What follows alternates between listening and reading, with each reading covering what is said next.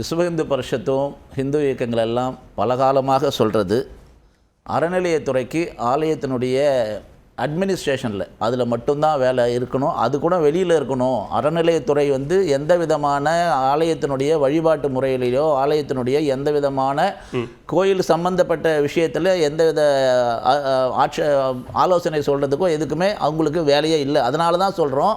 ஆனால் மறைமுகமாக ஹெச்ஆர்என்சி மிகப்பெரிய அளவில் அந்த சம்பிரதாயங்களில் தலையிடுறதுனால தான் நாம் சொல்கிறோம் ஹெச்ஆர்என்சி கல்லூரி அல்லது கல்வி நிறுவனங்கள் அமைப்பது வழிபாட்டு உரிமைக்கு எதிரானதா? இல்லை, அதுதான் சொல்கிறேன். அதுதான் ஒரு ஹிந்து கோயிலும் தனித்தனி என்டோமெண்ட்டு.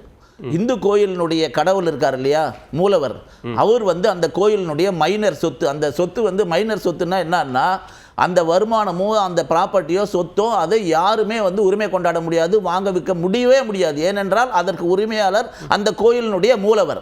அதை விட தாண்டி யார் உரிமை கொண்டாடுறாங்க? அல்லது ஒரு கல்லூரி கட்டறது உரிமை கொண்டாடுறதா ஆகுமா? ஒரே ஒரு விஷயம், the provision 66 for 1 of HRNC Act does not allow HRNC department to establish and maintain any colleges in the name of HRNC.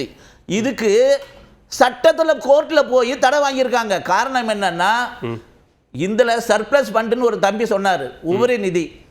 Article 26 அதே ஹெச்ஆர்என்சி டிபார்ட்மெண்ட்டினுடைய சட்டம் என்ன சொல்லுதுன்னா, உபரி நிதி இருந்தால் அது ஹிந்து மக்களுடைய காணிக்கை. அது அந்த பணம் எதற்காக பயன்படுத்த வேண்டும் என்று 26 விதி என்ன சொல்லுதுன்னா, அது ஒரு கன்சாலிடேட்டட் ஃபண்டுக்கு அந்த ஃபண்ட் எல்லாம் மாற்றப்பட வேண்டும்.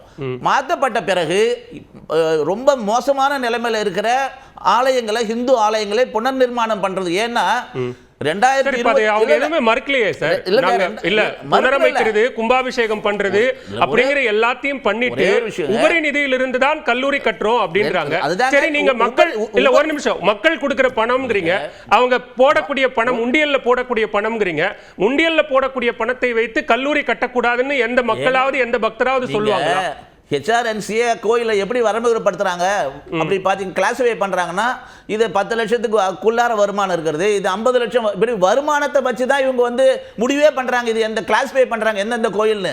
ஆனால் அவங்களே சொல்கிறாங்க, அவங்களுடைய கொள்கை குறிப்பேட்டில் 44,000 கோயில்கள் இருந்ததில் இன்னைக்கு எவ்வளவு வீணா போயிருக்கு, உடஞ்சி போயிருக்கு. அவருடைய கார்த்திகேயன் சொல்லி ஒரு அட்வொகேட்டு 21 ஜூலை மாதம் சோமோட்டா கேஸில் தமிழ்நாடு அரசு சார்பில் ரெப்ரசன்ட் போது சொல்றாரு, கிட்டத்தட்ட 950 கோயில் சுத்தமா அழிஞ்சு போச்சு, 950 கோயிலுக்கு மேற்பட்ட கோயில் பாதிக்கு மேல சிதறம் அடைஞ்சு போய் அழிஞ்சு போயிடுச்சு அப்படின்னு. இந்த பணத்தை தான் சர்ப்ளஸ் ஃபண்ட் எல்லாமே எதுக்காக பயன்படுத்தணும்னு தெளிவா 26 சொல்லியிருக்காங்க.